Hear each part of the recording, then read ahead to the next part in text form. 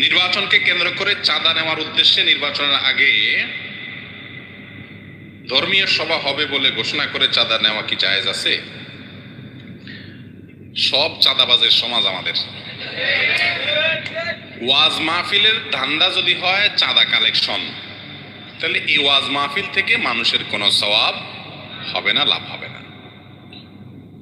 Election চলতেছে, মাহফিল দরকার হইলেও দিতেছেন, দরকার না হইলেও দিতেছেন। কেন? যে ক্যান্ডিডেট কতগুলা দাঁড়াইছে সবগুলার থেকে টাকা খাবো। তাহলে তো আপনি তো ওই চাঁদাবাজের চাইতে বড় চাঁদাবাজ। হ্যাঁ, তারা নির্বাচিত হয়ে কি খাবে না খাবে, আপনি তার চাইতে বড় ডাকাতি করলেন আগে থেকে। ভাই, এই উদ্দেশ্যে ওয়াজ মাহফিল করা জায়েজ নাই যে আমি এই ওসিলা ফান্ড কালেকশন করব। ওয়াজ মাহফিল হবে মানুষের কল্যাণের উদ্দেশ্যে, এবং সেটার জন্য আপনি টাকা বৈধভাবে হালাল টাকা কালেকশন করবেন, মানুষের কাছে অনুরোধ করবেন, চাইবেন, চাইতেই পারেন। কিন্তু মাহফিলের উদ্দেশ্যই যদি হয় যে এখন একটা ভালো সিজন চলতেছে, পয়সা কড়ি পাওয়া যাবে, অথবা একটা মাহফিল উঠাই দেই, বেশ কিছু পয়সা উঠবে, এবং সেই পয়সা উঠার পরে আমরা ভালো করে খরচ করব, পোলাপাইনের পর ভাগযোগ করে বাকিটা নিয়ে নিব, এরকম করলে সেটা জায়েজ হবে না। আল্লাহ আমাদের বোঝার তৌফিক দান করুন। এরপরে প্রশ্ন, ডিভোর্স হওয়ার পর আবার যদি সম্পর্ক করতে চায় তাহলে শরীয়ত বিধান কিরূপ? ডিভোর্স যদি হয়ে যায়, স্বামী স্ত্রীর মধ্যে বিচ্ছেদ হয়ে যায়, এরপর যদি বিবাহের মাধ্যমে একে অন্যে পুনরায় মিলিত হতে পারে, অর্থাৎ স্বামী স্ত্রী হিসাবে তারা আবার বিবাহ বন্ধনে আবদ্ধ হওয়ার সুযোগ থাকে, যেমন 1 তালাক দিয়েছেন, 2 তালাক দিয়েছেন, তাহলে তো সে সুযোগ আছে, এবং ওলামাদের কাছ থেকে মাসআলা বিস্তারিত জেনে সেটা আমল করবেন। যদি তালাক 3টা দেওয়া শেষ হয়ে যায়, 3টাই তালাক পতিত হয়ে যায়, তাহলে আর পুনরায় স্বামী স্ত্রী হিসাবে একসাথে থাকার সুযোগ নাই। আর যদি তালাক হয়ে গেছে, স্বামী স্ত্রী হিসাবে থাকতে চান না, কিন্তু ভালো বন্ধু হিসাবে থাকতে চান, আজকাল একটা টার্ম বাইর হয়েছে খুব, সেটা হলো বিয়ের পর তালাক হয়ে গেছে, বিশেষ করে নায়ক নায়িকা, গায়ক গায়িকা, মডেল বা বিভিন্ন আপনার শ্রেণী পেশার মানুষের মধ্যে এগুলো দেখা যায়। একটু বেশি শিক্ষিত হয়ে গেলে, একটু বেশি স্মার্ট, একটু ভদ্রলোক মনে হলে এইসব লোকদেরকে দেখা যায় আজকাল বলতে, বিবাহ ভেঙে গেছে, তালাক হয়ে গেছে, তারপরে বলে বিবাহ ভেঙে গেছে, বিচ্ছেদ হয়েছে ঠিক, ডিভোর্স হয়েছে ঠিক, কিন্তু তারপর আমরা ভালো বন্ধু। শুনছেন নি আপনারা এই সমস্ত কথা? আমাদের মধ্যে এখনো সুসম্পর্ক বজায় আছে, অনেক সময় একই ছাদের নিচে থাকে, অর্থাৎ একই বাসায় থাকে এবং যোগাযোগ রাখে। আর আমাদের সমাজের এক শ্রেণী মানুষ মনে করে কত বড় মনের মানুষ, তালাক হয়ে গেছে তারপরেও তাদের মধ্যে মিল মহব্বত আছে, সুবহানাল্লাহ, কত বড় কলিজা। এটা কি বড় কলিজার কথা? তালাক হয়ে যাওয়ার পর অন্য একজন অপরিচিত নারী, তিনি যেরকম আপনার গায়রে মাহরাম, তার সাথে আপনার যেরকম পর্দা করা ফরজ, তার সাথে যেরকম আপনার একান্ত বাধ্য না হলে, নিরুপায় না হলে, প্রয়োজন না হলে যোগাযোগ করা জায়েজ নাই, আপনার তালাক প্রাপ্তা স্ত্রীর সাথে আপনার এরকম কোনো যোগাযোগ রাখা জায়েজ নাই। আপনার ছেলে আছে, মেয়ে আছে, তার কাছে তাদের খোঁজ খবর নিতে হয়, সেই জন্য যোগাযোগ করতে হয়, এটা তো প্রয়োজন। কিন্তু খাজুরিয়া আলাপ করবেন, তথাকথিত ভালো বন্ধু সাজবেন এবং সুসম্পর্ক বজায় রাখার জন্য ইটিস পিটিস করবেন, বিবাহের পর যদি বিচ্ছেদ হয়ে যায় এরপরে সেটা করা জায়েজ নাই। এটা বড় মনের পরিচয় নয়, এটা হলো আপনি মুসলিম হিসাবে উদাসীন, আপনি মুসলিম হিসাবে দেউলিয়াপনায় আছেন, মুসলিম হিসাবে আপনি দুর্বল ইমানের মুসলমান, ইসলাম আপনি বুঝেনই নেই, সেজন্য আপনি আল্লাহর নাফরমানিতে লিপ্ত আছেন, হারামে লিপ্ত আছেন। বিবাহ হওয়ার আগে তার সাথে সম্পর্ক যেরকম রাখা আপনার হারাম ছিল, রিলেশন করা যেরকম হারাম ছিল, তথাকথিত বন্ধুতার নামে অপ্রয়োজনীয় আলাপ সালাপ যেরকম হারাম ছিল, বিবাহের পরে বিচ্ছেদ হয়ে গেলে সেটাও কি একই রকম হারাম।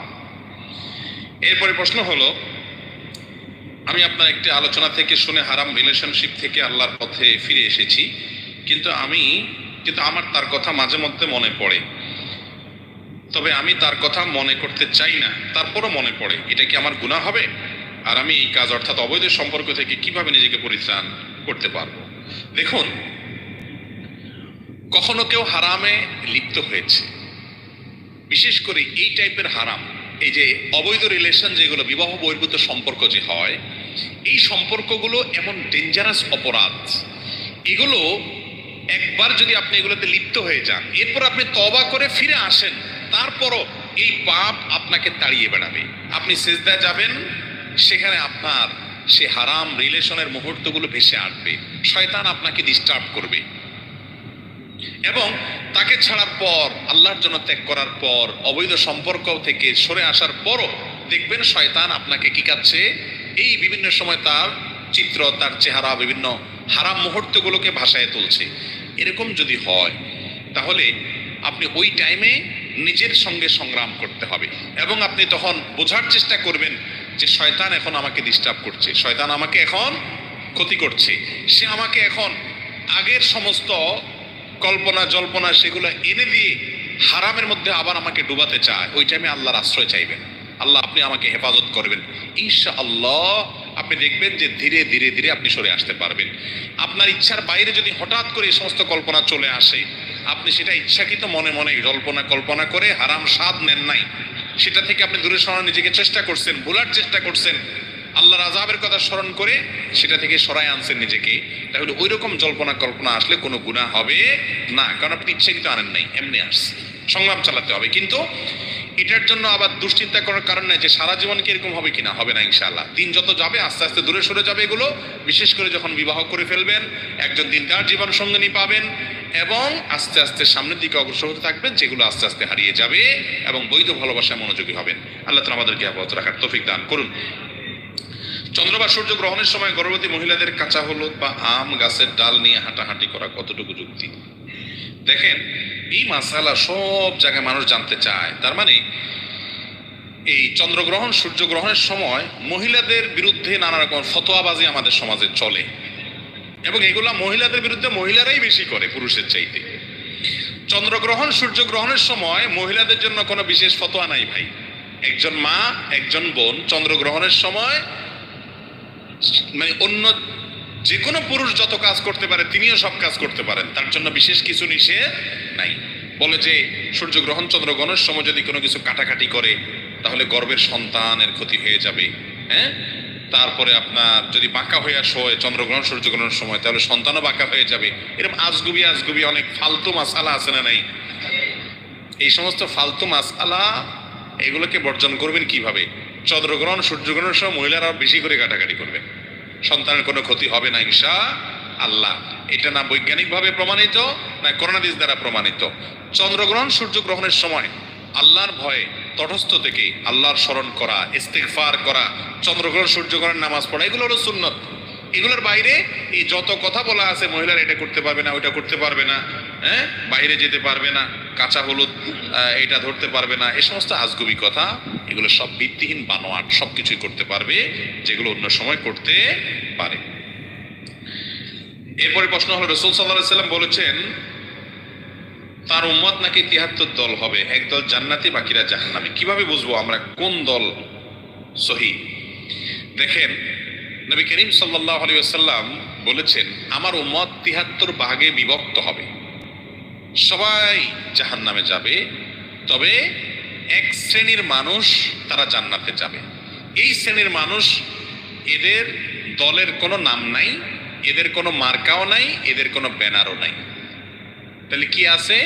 তাদের আলামত আছে, কিছু কিছু কি আছে? আলামত আছে। সে আলামত কি? নবী করিম সাল্লাল্লাহু আলাইহি ওয়াসাল্লাম নিজেই বলে দিয়েছেন, মা আনা আলাইহি ওয়া আসহাবি, যারা আমার অর্থাৎ নবী করিম সাল্লাল্লাহু আলাইহি ওয়াসাল্লামের আদর্শ অনুযায়ী চলে এবং নবী সাল্লাল্লাহু আলাইহি ওয়াসাল্লামের সাহাবীদের আদর্শ অনুযায়ী চলে, এই লোকগুলো জান্নাতে যাবে। যারা নবী করিম সাল্লাল্লাহু আলাইহি ওয়াসাল্লামের আদর্শ অনুযায়ী চলে না, মানে না, সাহাবীদের আদর্শ মানে না, এই লোকগুলো জাহান্নামী। তাহলে আমি দেখব আমার সাথে, আমার আমলের সাথে, আমার চিন্তা এবং বিশ্বাসের সাথে নবী সাল্লাল্লাহু আলাইহি ওয়াসাল্লামের চিন্তা বিশ্বাসের কাজে কর্মের এবং সাহাবীদের কাজে কর্মের মিল আছে কি নাই। যদি থাকে আমি আশা করতে পারি আমি সেই একদল নাজাতপ্রাপ্ত দলের মধ্যে আছি ইনশাআল্লাহ। এবং এই শ্রেণীর মানুষ বিভিন্ন দেশে, বিভিন্ন গ্রুপে, বিভিন্ন বলয়ে ছড়িয়ে ছিটিয়ে থাকতে পারে। এদের এমন কোনো দল নাই যে দলের নাম এই, ব্যানার এই দল। আমরা দল বলতে আজকে যাদেরকে বুঝি এটা সেরকম দল না, এটা হলো একটা বিশেষ কিছু আলামত আছে। এই নিদর্শনগুলো যেই দলের, যেই দেশের, যেই ভাষার, যে অঞ্চলে মানুষের মধ্যে আছে, এই মজলিসে কয়েকজনের মানুষ আছে, তাহলে তিনি ওই নাজাতপ্রাপ্ত দল। একটা এলাকাতে কিছু লোক আছে এরকম, তাদের কোনো দল থাকুক না থাকুক, কিন্তু ওই মার্কাগুলো আছে, আলামতগুলো আছে, তাহলে সে নাজাতপ্রাপ্ত দল ইনশাআল্লাহ। তাহলে আমরা দেখব আমার জীবন আমার কর্ম এগুলো নবী সাল্লাল্লাহু আলাইহি সাল্লামের জীবন এবং কর্মের সাথে মিলে কিনা, সাহাবীদের কর্ম এবং জীবনের সাথে মিল কিনা। যদি মিলে তাহলে আমি নাজাত প্রাপ্ত ইনশাআল্লাহ। এরপরে প্রশ্ন হলো, আমার নামাজে ভুল বা সন্দেহ হলে সাহু সেজদা দেই, কিন্তু সাহু সেজদার মধ্যে সেজদার সংখ্যা নিয়ে আবারও সন্দেহ হলে কি করণীয়? এটা তো আরেক মুসিবত। হ্যাঁ, আপনি ঔষধ দিয়ে রোগ সারবেন, এখন ওষুধে যদি ডেট ওভার হয় তাহলে আরেক মুসিবত না? কিন্তু এই মুসিবত থেকে পরিত্রাণের পথ খুব সোজা, খুব সহজ। সহজ এভাবে, আপনি নামাজে ভুল করছেন, ওয়াজিব ভুলে গেছেন, ওয়াজিব তরক করছেন, তো শেষে সেজদা সাহু দিবেন। সেজদা সাহু দুইটা দিতে হবে। কয়টা দিতে হবে? দুইটা। এখন আপনার যদি সন্দেহ হয় দুইটা দিচ্ছেন না একটা দিচ্ছেন, তাহলে আপনি প্রথমে চেষ্টা করবেন কয়টা দিছি বলে বেশিরভাগ মনে হয়, আমার মনের ঝোঁক কোন দিকে বেশি, পাল্লা কোন দিকে ভারী হয়, দুইটা দিছি বলে মনে হয় বেশি, একটার ব্যাপারে মনে ভোট কম দিচ্ছে, তাহলে সেক্ষেত্রে আপনি দুইটা দিছেন ধরবেন। কয়টা দিছেন ধরবেন? যেদিকে ঝোঁক বেশি ওইটাই। আর যদি মনে হয় না একটাই দিছি মনে হয়, এদিকেই পাল্লা ভারী, দুইটার কথা হালকা হালকা সন্দেহ হয়, তাহলে একটা দিছেন। তাহলে কয়টা দিছেন ধরবেন? একটা দিছেন ধরবেন। এবং নামাজের মধ্যে একটা কমন মাসআলা এটা, যে দুই না এক সন্দেহ হলো। রাকাতের মধ্যে যেমন হয় যে 2 রাকাত পড়লাম না 1 রাকাত পড়লাম, 4 রাকাত পড়লাম না 3 রাকাত পড়লাম, তাইলে বেশিরভাগ যেটা মনে হবে সেটাই করবেন। এবং এই ভুলের কারণে শেষে কি দিবেন? সেজদা সাহু দিয়ে দিবেন। আর যদি আপনার কোনোটার দিকে মন না ঝুঁকে, বরং 50-50 একেবারে মাঝখানে দাঁড়ায় আছেন, দুইটার দিকেও ঝুঁকে না একটার দিকেও ঝুঁকে না, 2 রাকাতও না 1 রাকাতও না, একেবারে মাঝখানে যদি আপনি দাঁড়ায় থাকেন, তাহলে কি করবেন? তাহলে সেক্ষেত্রে এটাকে কমটা ধরবেন। কয়টা ধরবেন? কম। 4 রাকাত না 3 রাকাত সন্দেহ হচ্ছে, একেবারে মাঝামাঝি সন্দেহ 50-50, কোনো দিকে মন বেশি ঝুঁকে না, তাহলে 3 রাকাত ধরবেন। ধরে আর 1 রাকাত পড়ে শেষে সিজদা সাহু দিয়ে নেবেন, নামাজ হয়ে যাবে ইনশাআল্লাহ। এরপরে প্রশ্ন, আপনার এবং আসুন্নাহ ফাউন্ডেশনের নিকট আমি চিরকৃতজ্ঞ থাকবো। আসুন্নাহ ফাউন্ডেশনের সিরাত পাঠ, বিরাট পড়ালেখা দেখি, সিরাত পাঠ প্রতিযোগিতার মাধ্যমে আমার দিনী বই পড়া বা সংগ্রহ করা শুরু এবং আলহামদুলিল্লাহ চলমান। আমি একজন জেনারেল পড়ুয়া ছাত্র, যার কারণে আমার দিনের অনেক বিষয়ে মৌলিক জ্ঞান নেই। আপনি কিছু বই সংগ্রহ রাখার কথা বললেন, কিছু বই সংগ্রহ করে রাখলাম, রিয়াদুস সালিহিন, রাহে বেলায়েত, ইহসানুস সুনান, ইসলামী আকীদা, কিন্তু কোরআন বিষয়ক কোনো বই সংগ্রহ করা হয়নি। অনুগ্রহ করে সংক্ষিপ্ত ব্যাখ্যা সহ কোরআন এবং কোরআন এবং কোরআনের বিষয়ক কিছু বইয়ের নাম বলবেন, বইয়ের সাথে সংশ্লিষ্ট। আপনি আপনার সবচেয়ে বেশি তরুণ প্রজন্ম দিন নিয়ে কথা বলেন এবং নসিহত করেন, যার ফলে তরুণ প্রজন্ম দিনের আলোর দিকে ধাবিত হচ্ছে। একটি ছোট্ট অনুরোধ, তরুণদের উদ্দেশ্যে বলা কথাগুলো নিয়ে একটা বই আকারে প্রকাশ করলে আরো বেশি উপকৃত হব, কারণ ভিডিওগুলো বেশি হওয়ায় দেখে মনে রাখতে পারি না। প্রয়োজনীয় একটা পরামর্শ, জাযাকুমুল্লাহ খায়ের। কোরআন বিষয়ক পরামর্শ হলো যে আগে কোরআন বোঝার চেষ্টা করবেন। সাধারণ শিক্ষিত ভাইদের জন্য আজকাল কোরআন বোঝাটা, নানান কোর্স আমাদের দেশে বের হয়েছে, যার কারণে অনেক সহজ হয়েছে আলহামদুলিল্লাহ। কোরআন বুঝতে খুব বেশি কঠিন কিছু না ভাই, একবারে নাহু, সরফ, আরবি গ্রামার, ব্যাকরণ সব রপ্ত করতে হবে, মাদ্রাসা ভর্তি করতে হবে, এরকম জরুরি না। কোরআনের 50-60-70% নামাজের মধ্যে আপনি পড়বেন আর মনে মনে বুঝতে পাবেন। অসম্ভব ভালো লাগে কাজ করবে যখন আপনি বুঝবেন। এই যে নামাজে মনোযোগ হয় না বলেন, আপনি নামাজে যখন কোরআন তেলাওয়াতের অর্থ বুঝবেন এবং 50-60-70% পর্যন্ত বুঝবেন, তখন দেখবেন এমনি আপনার মনোযোগ হয়ে গেছে। কোরআন বোঝার জন্য বিভিন্ন কোর্স আছে, কোর্সগুলোতে অংশগ্রহণ করবেন। অনেক আলেম ওলামারা বিভিন্ন কোর্স করছেন, অনেক মাদ্রাসাতে আছে। বিশেষ করে আধুনিক বেশ কিছু কোর্স আছে। এই কোর্সগুলো কোনোটা বাংলাদেশ থেকে হয়, কোনোটা লন্ডন থেকে হয়, কোনোটা বিভিন্ন দেশ থেকে হয়। ডক্টর বেলাল ফিলিপসের কোর্স আছে ইসলামী অনলাইন বিশ্ববিদ্যালয়ে, ডক্টর মঞ্জুর আলীর কোর্স আছে তাইবা একাডেমিতে, SM নাহিদ হাসান আছেন একজন, ওনার কোর্স আছে। ডক্টর আব্দুল সালাম আজাদি আছেন লন্ডন থেকে, ডক্টর আবুল কালাম আজাদ আছেন, হ্যাঁ, অনেকের কোর্স আছে। প্রফেসর মুখতার আহমদের কোর্স আছে, মহিউদ্দিন ফারুকি ভাই, আরো অনেকের কোর্স আছে। তো এই সমস্ত কোর্সগুলো, আব্দুল্লাহ আল মাসুদ একজন আছেন যাত্রাবাড়ির তরুণ, তারা অনেকগুলো কোর্স আবিষ্কার করছে সাধারণ শিক্ষিত মানুষের জন্য। নির্দিষ্ট কিছু আপনার শব্দ মুখস্থ করার ফলে কোরআনের অনেক শব্দের অর্থ আপনি জেনে যাবেন। এটা একটা চেষ্টা আপনার থাকতে হবে। এর মাধ্যমে যে কোরআন পরিপূর্ণ বুঝে যাবেন, কোরআনের ব্যাখ্যা জেনে যাবেন তা না। কোরআনের ব্যাখ্যা বোঝার জন্য ওলামায়ে কেরামের সাথে পরামর্শ করে আপনার আশেপাশে অ্যাভেলেবল তাফসির গ্রন্থ আপনি নেবেন। তাফসির ইবনে কাসিরের একটা সংক্ষিপ্ত রূপ আছে, খুব ভালো, সেটা সংগ্রহ করতে পারেন। তরজমা যদি নিতে চান তাহলে সেক্ষেত্রে ইসলামী ফাউন্ডেশন যে তরজমা করেছে, অনেক আলেম মিলে করেছে, তুলনামূলকভাবে অত্যন্ত ভালো মানের একটা তরজমা। আর অনেকেই করেছেন আলহামদুলিল্লাহ, কিন্তু ভালো মানের একটা তরজমা। ডক্টর মুজিবুর রহমান করেছেন, ওটা বেশ ভালো মানের তর্জমা। একটা তর্জমা আপনার কাছে থাকলো, একটা তাফসিরের সংক্ষিপ্ত গ্রন্থ আপনার কাছে থাকলো, তাফসিরে তাওজিল কোরআনটাও বেশ ভালো, অনেকগুলো তাফসির আছে। এর পাশাপাশি কোরআনটা বোঝার চেষ্টা করবেন।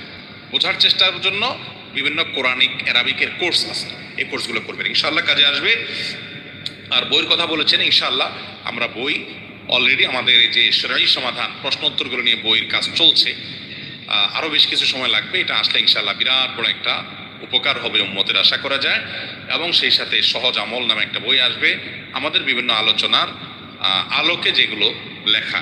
ঘুমের সুন্নাহগুলো নিয়ে একটা বই খুব শীঘ্রই আসবে। আল্লামার রব নিয়ে একটা বই ইনশাআল্লাহ 1-2 মাসের মধ্যে আসবে ইনশাআল্লাহ।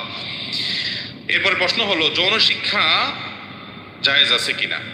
দেখুন, আজকাল যৌন শিক্ষা নামে একটা আলাদা সাবজেক্ট বের হয়েছে। পৃথিবীর বিভিন্ন দেশে অনেক আগে থেকেই আছে, আমাদের দেশে সম্প্রতি চালু হয়েছে, এবং অনেকে এটার গুরুত্ব বুঝিয়ে থাকেন। সন্দেহ নাই, যৌন শিক্ষা একটা লেভেল পর্যন্ত দরকার আছে। যেমন একজন প্রাপ্তবয়স্ক ছেলে প্রাপ্তবয়স্ক হওয়ার আগে, যখন সে প্রাপ্তবয়স্ক হচ্ছে, পূর্ণ যৌবনে পদার্পণ করছে, ওই টাইমটাতে সে গোসল ফরজ হলে সে কি করবে কি না করবে, এই সমস্ত বিধিবিধান কোরআন হাদিসে আছে না নাই? অতএব ইসলাম তো এতটুকু লেভেল পর্যন্ত যৌন শিক্ষা দেওয়ার কথা বলে। একজন মেয়ে, তিনি প্রাপ্তবয়স্কা হচ্ছেন, তার মাসিক শুরু হচ্ছে, মাসিক শুরু হওয়ার আগেই বাবা মার জন্য কর্তব্য হলো তাকে এই জ্ঞান দেওয়া যে প্রাপ্তবয়স্ক হওয়ার পর, মাসিক শুরু হওয়ার পর তিনি কিভাবে চলবেন, কিভাবে নাপাক থেকে পাক হবেন, নাপাক হলে তখন তিনি কি কাজ করবেন না কি কাজ করবেন। তাহলে এগুলো সবগুলো তো যৌনতা সংশ্লিষ্ট ইলম এবং জ্ঞান। ইসলাম এই জ্ঞানগুলো দিতে বলে। যৌন শিক্ষা বলতে যদি আপনি তরুণদেরকে কিভাবে তাদের তারুণ্যে তথাকথিত নিরাপদ যৌনতা করবে, বিবাহ বহির্ভূত সম্পর্ক কিভাবে করবে, তথাকথিত নিরাপত্তার পথ আপনি দেখান, তাহলে এগুলো বরং যুবকদেরকে উস্কানি দিয়ে তরুণদেরকে, উঠতি বয়সের ছেলে মেয়েদেরকে নষ্টামের দিকে যাওয়া, স্বভাবজাত যে লাজুকতা আছে এটাকে নষ্ট করার মাধ্যমে সমাজ এবং পরিবার আরো ধ্বংসের দিকে যাবে। এর মাধ্যমে ভালো কিছু আসবে না। যৌন শিক্ষা বলতে যদি তার প্রয়োজনীয় যা না জানলে নয়, উপকারী সেই শিক্ষাটা হয়, তাহলে এটা অবশ্যই সেটাতে গ্রহণযোগ্য। তবে সেটা ওপেনলি সবার সামনে বিভিন্ন বয়সের বাচ্চাদেরকে, বিভিন্ন বয়সের শিক্ষার্থীদেরকে শেখানোর চাইতে ইসলাম বলে সেটা পারিবারিক বলয়ের মধ্যে হবে। মায়েরা মেয়েদেরকে শেখাবেন, বাবা মারা টিচাররা ছেলেদেরকে শেখাবেন নিজস্ব বলয়ের মধ্যে। লজ্জা শরমের যে গণ্ডি আছে সেটা যেন ক্রস না করে। এটা ক্রস করে গেলে সেটা কোনো সমাজের জন্য, কোনো পরিবারের জন্য ভালো কিছু হবে না।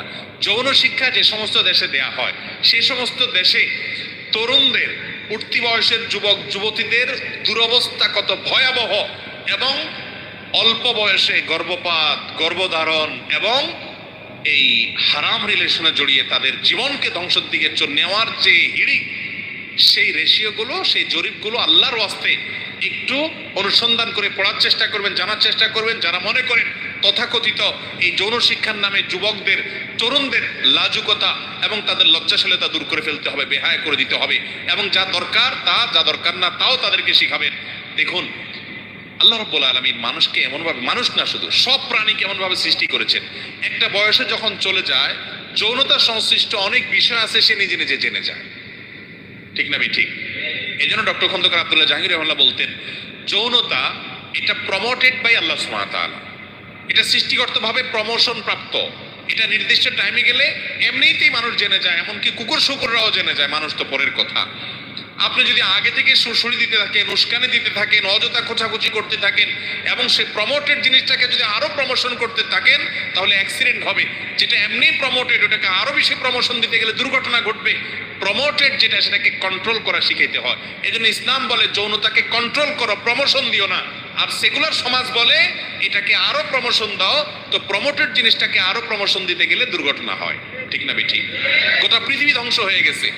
এখন মুসলমান সমাজকে ধ্বংস করার জন্য ইহুদি নাসারারা আমাদেরকে নানান আইডিয়া দিচ্ছে।